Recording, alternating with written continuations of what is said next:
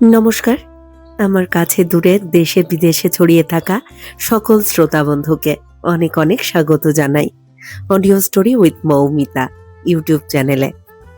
আজ এই চ্যানেলে আপনাদের পড়ে শোনাব বিখ্যাত সাহিত্যিক শ্রী গজেন্দ্র কুমার মিত্রের লেখা একটি খুব সুন্দর গল্প। গল্পের নাম মুক্তি ও বন্ধন। গল্প শুরুর আগে আমার পুরনো কথাগুলি আরও একবার খুব সংক্ষেপে বলে নিচ্ছি। এই চ্যানেলে যারা আমার গল্প পাঠটি শুনছেন তাদের কাছে অনুরোধ, যদি আমার পাঠ এবং পরিবেশনা আপনাদের ভালো লাগে, যদি গল্পটি ভালো লাগে, একটি লাইক করবেন এবং গল্পটিকে আপনাদের প্রিয়জনের মধ্যে শেয়ার করে দেবেন। আর এখনও যারা চ্যানেলটি সাবস্ক্রাইব করেননি তারা অবশ্যই চ্যানেলটি সাবস্ক্রাইব করে আমার সাথে থেকে নিয়মিত শুনতে থাকুন নতুন নতুন বাংলা গল্প। আর কথা বাড়িয়ে সময় নষ্ট করছি না, শুরু করছি আজকের গল্প মুক্তি ও বন্ধন।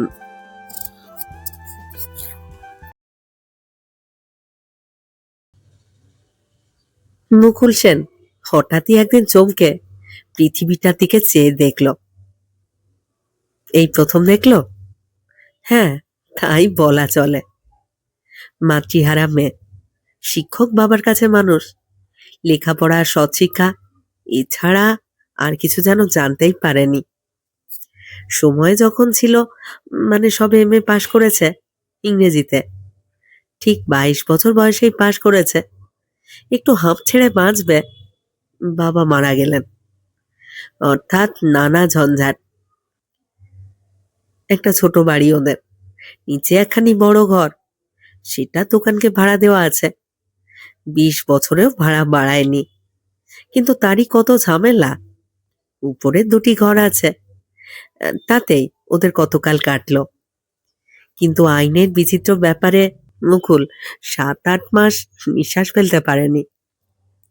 অনেকে উপদেশ দিয়েছেন যে বাড়ি বেচে দাও। মুকুলের মনে হলো ঝঞ্ঝাট থেকে মুক্তি পাওয়ার জন্য নয়, সস্তায় বাড়িটা তাদের হাতে যাবে এই কারণে। সে রাজি হয়নি, বলেছিল মা বাবা এতকাল এখানে কাটিয়ে গেলেন, ভাইটাও হয়েছিল, বাঁচেনি।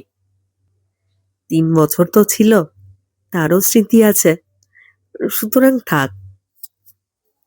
সঞ্চয় বাবার বরাবরই কম ছিল, যা ছিল তা এই কটা মাসেই শেষ হয়ে গেল।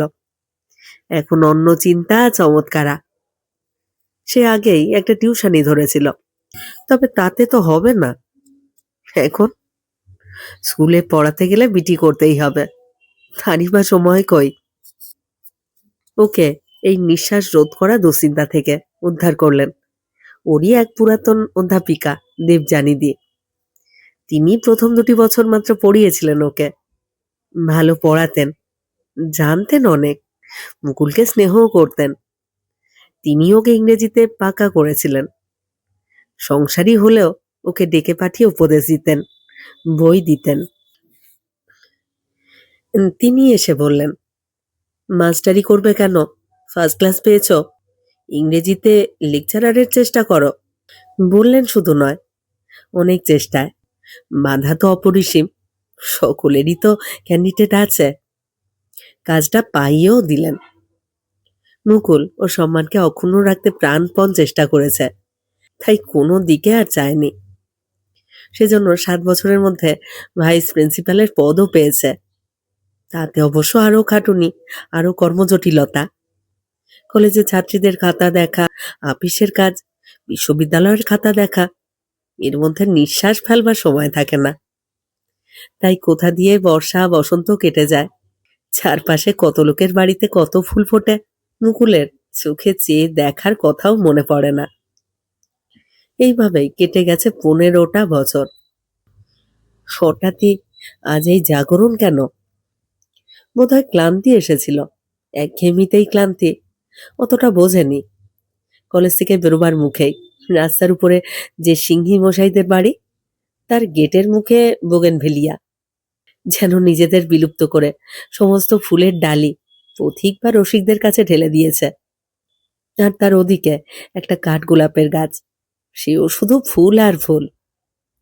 পাশের বাড়ির গেটে মধুমালতী তেমনি বাহার, নিজেকে বিলুপ্ত করে ফুলের ডালি রসিকদের সামনে উজাড় করে দেওয়া।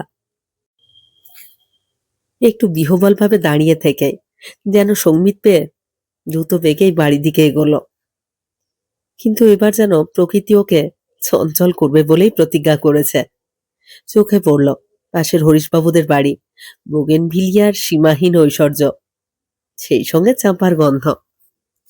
বাড়িতে পা দিয়েই দেখল ওর কাছের মেয়েটি রাত দিনেরই ওর ঘরে একটা ডিশে অজস্র বেলফুল সাজিয়ে রেখেছে। হে আবার কোথা থেকে পেলি রে? ওই যে আমাদের পেছনের ভোমলদের বাড়ি। বাপ রে, তুমি বুঝি চেয়েও দেখোনি? ছাদের উপর টবে কি রাজ্যের বেলফুল ফুটিয়েছে গো। আমাকে ওইখান থেকেই বললে, আয় না তোর দিদিমণির জন্য কটা নিয়ে যা না। তাই একবার এক ছুটে গিয়ে নিয়ে এলাম। কেন, তার জন্য রাগ করলে?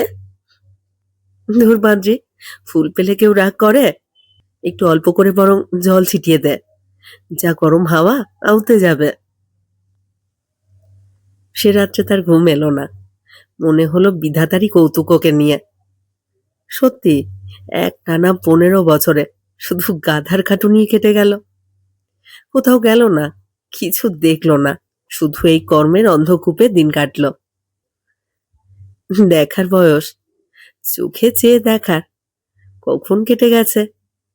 প্রায় 40 বছর তো হতে চলল। হ্যাঁ, সত্যি এবার ক্লান্তি আসছে, আর ভালো লাগছে না। বিয়ে, সংসার, দু একজন যে প্রস্তাব করেনি তা নয়, সেই উড়িয়ে দিয়েছে। এখন আর কেউ প্রস্তাবও করে না। না, ওটা থাক, আর হবে না। তবু চোখ মেলে দেখা, এই ভারতবর্ষে কত কি দেখার আছে সেটা তো হতে পারে।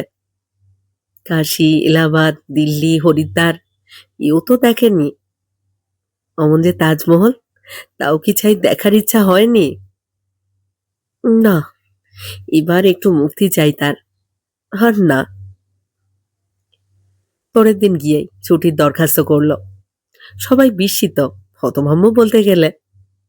ছুটি? মুকুলই ছুটি চাইছেন? তাজ্জব।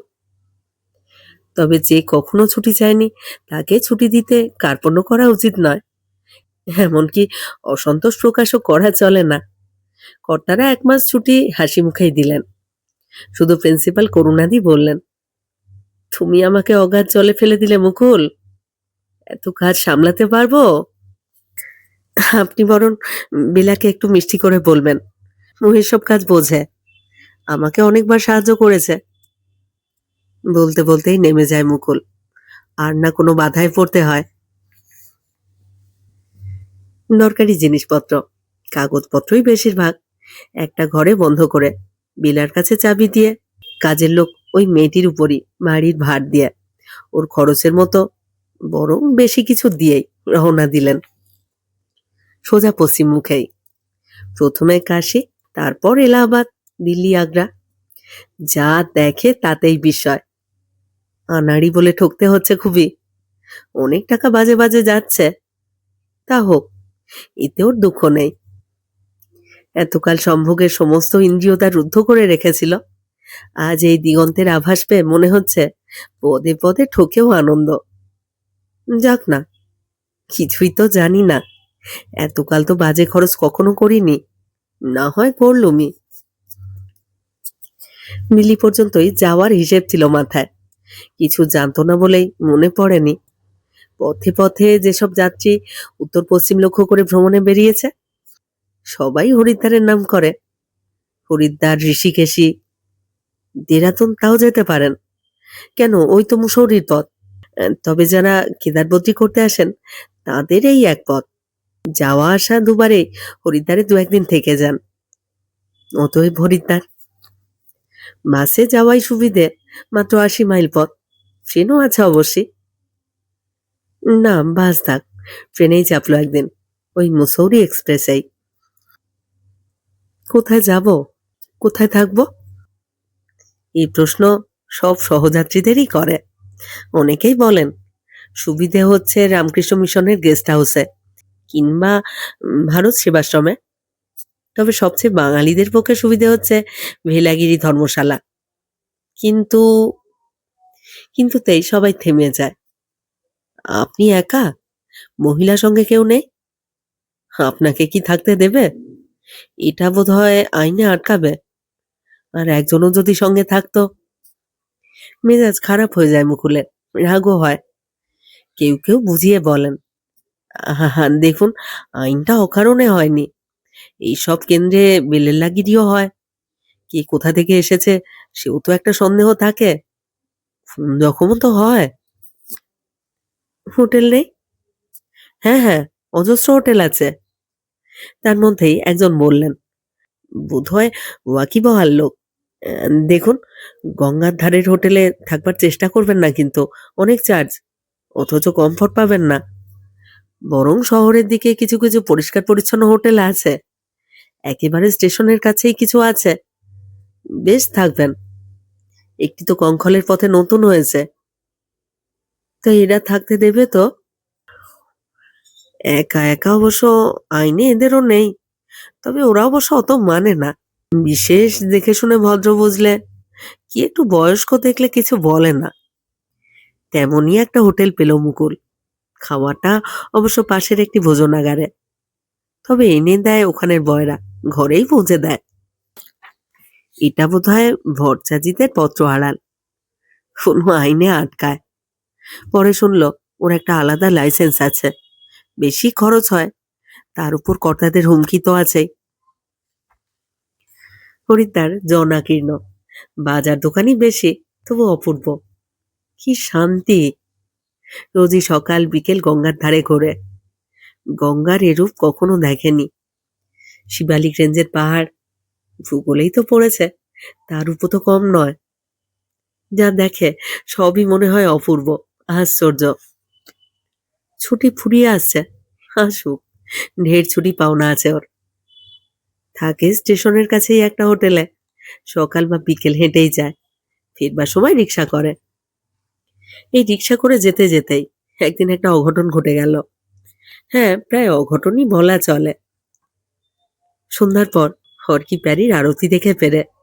ভালো কচুরির দোকান একটি আবিষ্কার করেছে, সেখানেই রাত্রের খাবার খায়।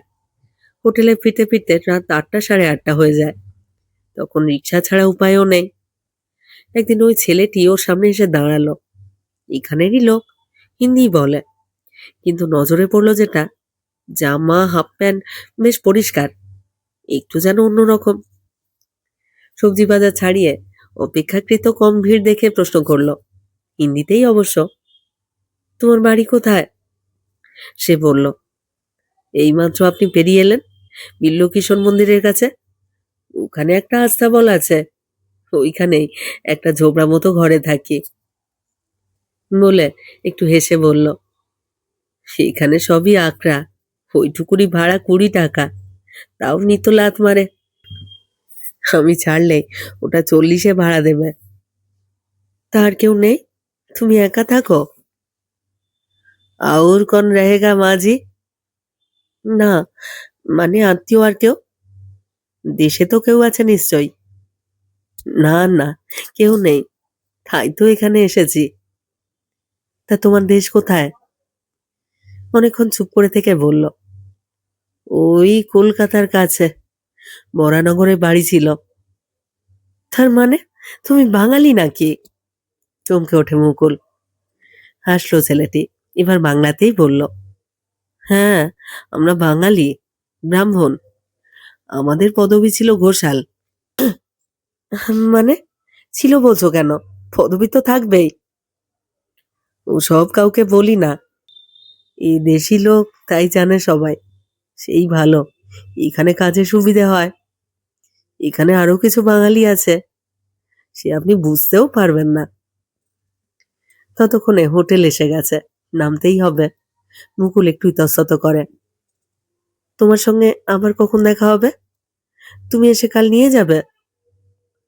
সে দেখুন সম্ভব নয়, কখন কোথায় খদ্দের নিয়ে যাবে। তাহলে ওই সন্ধ্যের পর? তাই কি বলতে পারি? আমি ডবল, 3 ডবল ভাড়া দেব। খদ্দের যায় তাতে লোকসান হবে না তোমার? কেন বলুন তো, এত আগ্রহ? আহা, বাঙালির ছেলে, খেটে খাচ্ছ, এ তো গৌরবের কথা। কথাবার্তাও তোমার ভালো, মনে হয় লেখাপড়াও করেছিলে। সে কিছুই নয়, সামান্যই।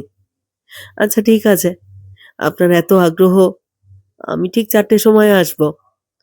তবে যদি এর মধ্যে কেউ গাড়িতে আসতে চায়, তাহলে সেই পয়সাটা দিতে হবে, নইলে নেব না। আমি ঝুটমুট বেইমানি করব না। এলো ঠিক বিকেল 4টে। মুকুল প্রস্তুত হয়েছিল, গাড়িতে উঠতে উঠতে বলল, আমি সকালেও আসি মুচিবাজারের দিকে, তোমাকে পাইনি। সে ছেলেটি হেসে বলল, আপনাকে আমি দেখেছি, কিন্তু তখন আমি সওয়ারি নিয়ে যাচ্ছি, ডাকলেও ফল হতো না। যেতে যেতে পরিচয়। তারপরও ডেকে নিয়ে গঙ্গার ধারে একটা রেস্তোরাঁয় চা টোস্ট খাওয়ালো। কফি খায় না বলেছিল, নইলে কফি খাওয়াতো। কথায় কথায় অনেক তথ্য জানা গেল। বাবা মারা গেছেন, ওর তখন 7 বছর বয়স। সামান্য কাজ করতেন, সঙ্গতি কিছুই ছিল না। একটা বোনও হয়েছিল, সে যেন মাকে মুক্তি দেবার জন্যই মরে গেল।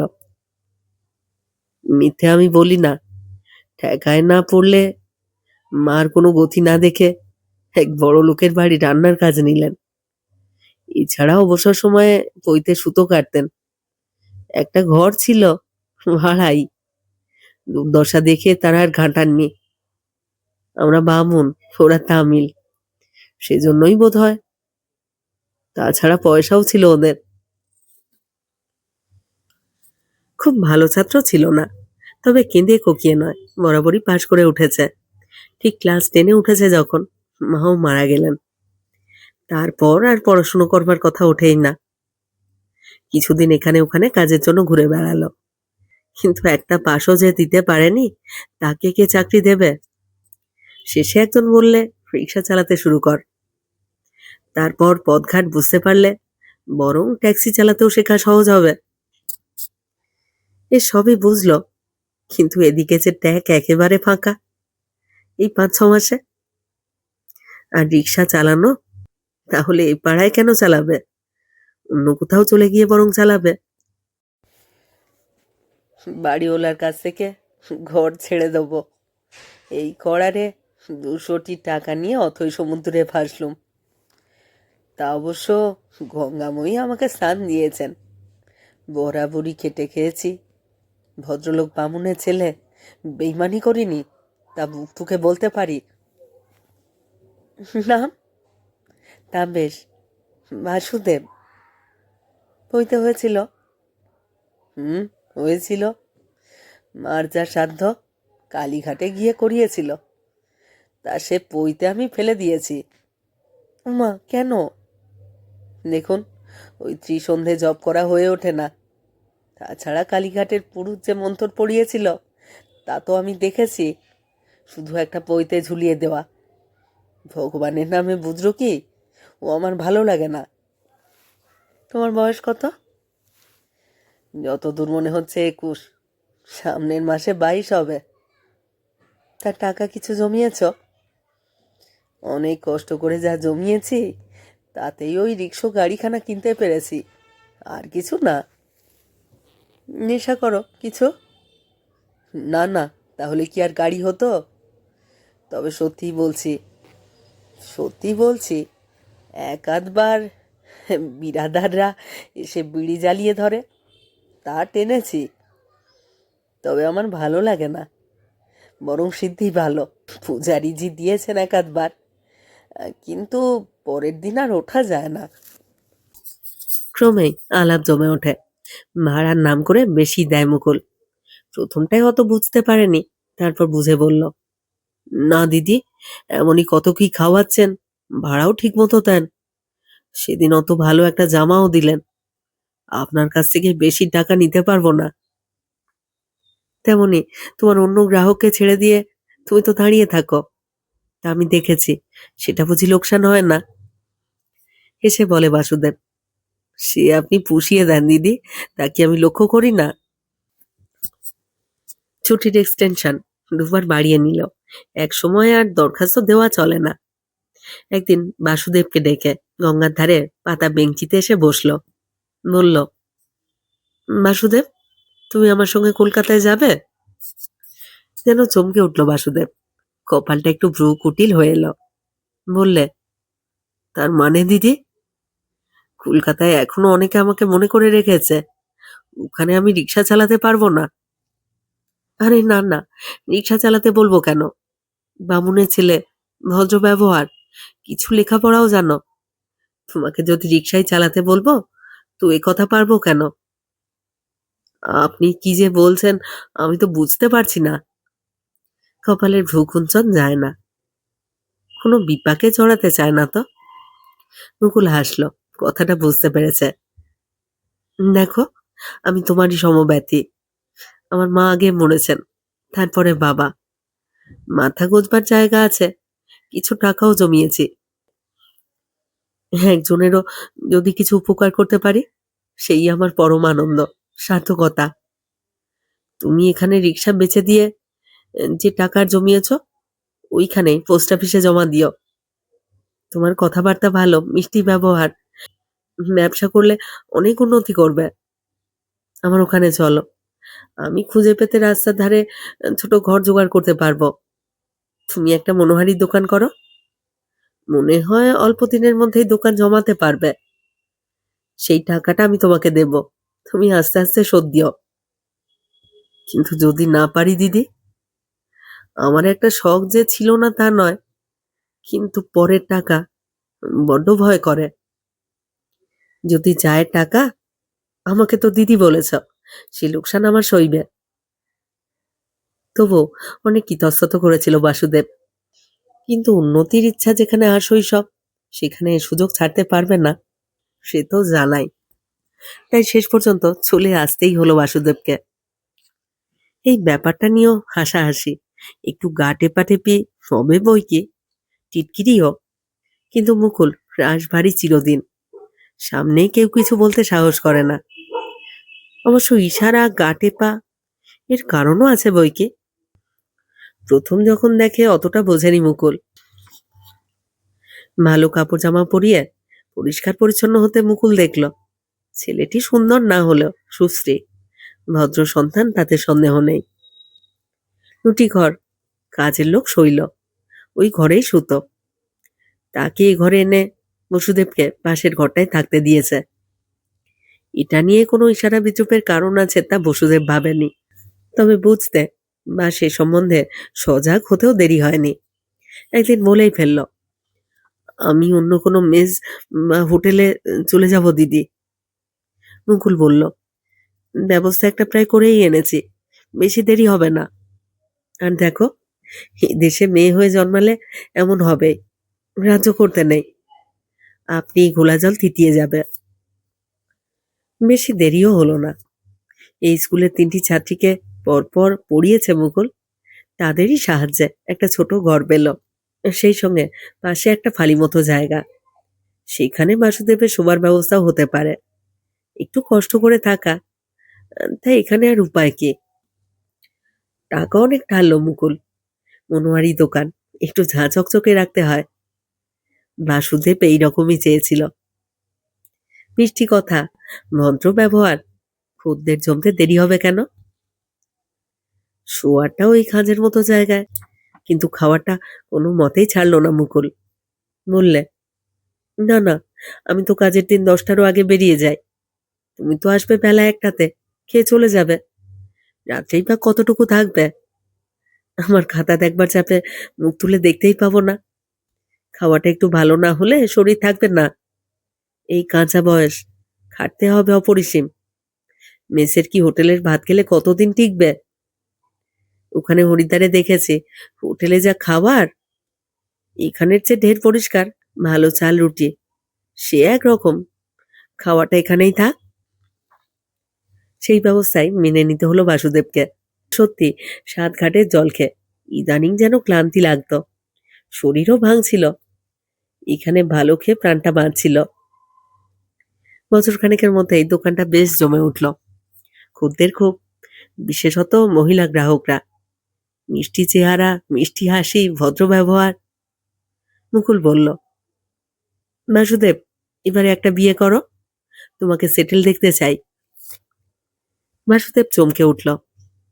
কি বলছেন দিদি? এক রাশ টাকা ঢেলেছেন, সেটা শোধ না হলে আমি ও কাজে যাচ্ছি না। সংসারে ন্যাঞ্জারি হয়ে পড়লে আর ও দেনা শোধ হবে না। আহা, নাই বা হলো। না দিদি, তাহলে আর মুখ তুলে চাইতে পারবো না কারোর সামনে। অনেক তো দিয়েছেন, বলতে গেলে রাস্তা থেকে কুড়িয়ে এনে বাবু বানিয়েছেন। আর টাকা সুদও দেব না। তার চেয়ে বড় যা ঋণ, তাও কোনোদিন শোধ করতে পারবো না। আসলটা তাও যদি দিতে না পারি, তাহলে আর মানুষ কি? তাহলে তাহলে আমার দেনা তোমাকে কাঁটার মতো বিঁধছে বলো? না না, ছি ছি, দেনা তো অন্য, সে আমি চিরদিন মনে মনে বইব, সেটা না ভুলে যাই। কিন্তু টাকা অন্য জিনিস। দেখুন, আজ বিয়ে করে যদি কোনো বিপাকে পড়ি, কোনো দিক দিয়ে হাত পাতবার জো থাকবে না। না আপনার দেনা শোধ হবে না কোনোদিন। টাকাটা যদি ফিরিয়ে দিতে পারি, তাহলে বিপদে পড়লে আবার আপনার কাছে হাত পাততে পারবো। নইলে একটা আশ্রয় তাও খোয়াবো। খুশি হয়েছিল মুকুল। অপাত্রে স্নেহ পড়েনি। অসংখ্য বাজে মানুষের মধ্যে থেকে সাচ্চা হিরে বেছে নিতে পেরেছিল। নিশ্চিন্ত হয়েছিল। দিনা কিছু শোধ করেছিল বাসুদেব। তাছাড়া লাভের মধ্যে থেকে অনেক পুঁজিও বাড়িয়েছিল। ছোট জায়গা, শেষে এমন হয়েছিল, মাল অত রাখা যদি যায়, খদ্দেরের ভিড়ের সময় 5টা জিনিসের তলা থেকে সেটা বার করতে করতেই দেরি হয়ে যায়। শুনেছে মুকুল, লোকের মুখ থেকেও শুনেছে। এক আধ দিন ইচ্ছে করে পথ ঘুরিয়ে দূর থেকে দেখেওছে খদ্দেরের ভিড়। জিনিস পেতে দেরি হচ্ছে, তবু খদ্দের দাঁড়িয়ে থাকে, বিশেষত মহিলারা। ওর হাসি আর মিষ্টি কথা কেউ উপেক্ষা করে অন্য দোকানে যেতে পারে না। শেষে মুকুল বলল, আমি একটা বিজ্ঞাপন দিয়েছি কাগজে, বক্স নম্বর দিয়ে অবশ্যই। একটু বড় জায়গা না নিলে তোমার চলবে না। কটা এনকোয়ারিও এসেছে, তবে সবাই মোটা সেলামি চায়। না হয়তো অ্যাডভান্স, সে অবশ্য দিতেই হবে। তবে এই পাড়ার কাছে হলেই সুবিধে, এখানে বাঁধা খদ্দের আছে। ব্যাকুল হয়ে বলে বাসুদেব, আবার এত সৃষ্টি করছেন কেন দিদি? এত টাকা দেবো কোথা থেকে? শুধু তো সেলামি অ্যাডভান্স নয়, ফার্নিচারেরও দাম যা বাড়ছে। ধার করবে, যেমন ভাবে শোধ করছো সেইভাবেই হবে। আমার টাকাই আবার ধার করো? অনেক কথার পর শেষে রাজি করালো বাসুদেবকে। বোধহয় ব্যবসাতেও নেশাটা লেগেও ছিল। কিন্তু সেই সময়ই এলো দুর্যোগ। মুকুলের স্বাস্থ্য ভালো, কখনো বিশেষ কোনো অসুখ বিসুখ করে না। হয়তো সেই জন্যই একটা প্রবল জ্বর দেখা দিল। ডাক্তাররা কোনো পরীক্ষার হিসেব না পেয়ে বললেন ভাইরাস। তারই মধ্যে একটু প্লুরিসির ভাবও দেখা দিল। কথাবার্তাও মধ্যে মধ্যে যেন একটু গোলমাল হয়ে যাচ্ছে। প্রায় হাল ছেড়ে দিলেন ডাক্তাররা। হাল ছাড়ল না বাসুদেবী। প্রাণপণে যেন মৃত্যুর সঙ্গে যুঝতে লাগলো। নার্স রাখা হয়েছিল। শেষে বাসুদেব দোকান বন্ধ করে অহোরাত্র মুকুলের সেবায় লাগলো। নার্সরাও ঘুমন, কিন্তু বাসুদেব সেবা করে অতন্দ্র হয়ে। বেশ কিছুদিন লাগলো একটু একটু করে সেরে উঠতে। শেষে বাসুদেবকে বলল, তুমি এইভাবে ব্যবসা বাণিজ্য বন্ধ করে আমার সেবা করছো? ছি ছি, আর দেরি করো না, আমি তো একটু ভালো হয়ে উঠেছি। তার দোকান খুললো বাসুদেব। নার্সও আছেই দিনের। রাত্রে নার্স রাখা মিথ্যে। বাসুদেব কারোর কথা না শুনে রাতটার পাহারা অব্যাহত রাখলো। ঘরের একপাশে একটা বেঞ্চি মতো চৌকি ছিল। মতো এই জন্যে, ঠিক বেঞ্চির মতো সরুও নয়, আবার চৌকিও নয়। এটা এনে রেখেছিল এ ঘরে। দিনে সেটা বসার কাজ করত, রাত্রে বাসুদেব বসে থাকতো আগে। এখন সেটা কাছে টেনে এনে শুয়ে থাকতো। কাছে এই জন্যে যে একটু শব্দ পেলেই যাতে ঘুম ভাঙে। সেদিনও যেমন খুট করতেই ঘুম ভাঙে, তেমনই ভাঙল। দেখলো মুকুল এক দৃষ্টে চেয়ে আছে। তাড়াতাড়ি কাছে এসে বলল, জল দেব? তেষ্টা পেয়েছে? নাকি অন্য কিছু? হাত বাড়িয়ে যেন কাছে আনার মতো একটু টানল। সহজেই এলো, কতকটা শোয়ার মতোই কাছে, আর হয়ে মুখের কাছে মুখ আনার মতো করে আস্তে আস্তে বলল, কোনো অস্বস্তি হচ্ছে? খুব চুপি চুপি যেন বলল মুকুল, তুমি কি আমাকে ভালোবাসো? সত্যি ভালোবাসো? বলতে বলতে আরো একটু কাছে টানার চেষ্টা করলো মুকুল। বাসুদেবও কাছেই এলো, একটা হাতে প্রায় জড়িয়ে আস্তে আস্তে বলল, ভালোবাসা পেয়েছি, এমন ভালোবাসা আমি বাসবো না? আরো কাছে টানলো, টানার মতো নৈকট্য আর ছিল না, চিপে ধরার মতোই টানলো। সহজে, খুব সহজে আত্মসমর্পণের মতোই বাসুদেবও চেপে ধরল। ওর বন্ধনও ধীরে ধীরে কঠিনতম হয়ে উঠল। মুকুলও তাই, আরো আরো। মুখের উপরে মুখও চেপে ধরে মুকুল। বহুদিনের তৃষ্ণা, বহুদিনের ক্ষুধা। কেউ কোনো কথাই তুলল না এ প্রসঙ্গে। শুধু দুপুরে খেতে আসবার সময় লক্ষ্য করলো, ওই বেঞ্চিটা এই ঘর থেকে সরে ও ঘরে চলে গেছে। প্রতিদিনের মতোই ফল এনেছিল, অভ্যস্ত ভাবেই বিধানা রস করে দিল। বলা আছে দিদিকে 10টার মধ্যে ভাত দেবে, গলা ভাত আর শিঙি বা মাগুরের ঝোল। এখন দুপুরে এসে ফলের রস খাওয়াবে বাসুদেব। আজও সহজেই ফলের রস ওর হাত থেকে নিয়ে একটু হেসে বলল, এবার তো আমাকে একটু চলাফেরা করতে দাও, এভাবে কাটালে মোটা হয়ে যাব যে। বাসুদেবও হেসে সহজেই বলে, দাঁড়ান দাঁড়ান, স্টেশন মাস্টারের মতো গ্রিন সিগন্যাল দিয়ে আগে। একটু একটু করে সেরে ওঠে মুকুল, কলেজেও যায়। বাসুদেবও প্রতিদিনের মতো দুবেলা খেয়ে চলে যায়। বাজার হাট যা দামি জিনিস এরই ফাঁকে বাসুদেবই করে দিয়ে যায়। যেমন চলছিল তেমনি চলে। মাস 2 পরে একদিন রাত্রে বাসুদেবকে ডেকে বলে, শোনো, আমি এখানে আর থাকবো না, ঠিক করেছি। এদের নোটিশ দিয়েছি, ওরা 3 মাস সময় নিয়েছেন। আমি পন্ডিচেরি বা রামকৃষ্ণ মিশনের কোনো একটা স্কুলে থাকতে চাই। চিঠি চাপাটি চলছে, কোথাও একটা হয়ে যাবে। এই বাড়ি সম্পূর্ণ দানপত্র করে তোমার নামে রেজিস্ট্রি করে দিয়েছি। নিজের ভাড়াটেদের অনেক টাকা দিয়ে ঘর খালি করিয়েছি। তোমার দোকান এখানে নিয়ে এসো, অনেক বেশি জায়গা, ভালো করে দোকানটা সাজাতে পারবে। তারপর একটু থেমে বলে, আমার ইচ্ছা তোমার বিয়ে দিয়ে তোমাকে সংসারী দেখে যেতে চাই। তোমার মনে কোনো গ্লানি বোধ করো কিংবা বউ অন্য কিছু ভাবে, আমি চলে যাওয়ার পরই বিয়ে করো।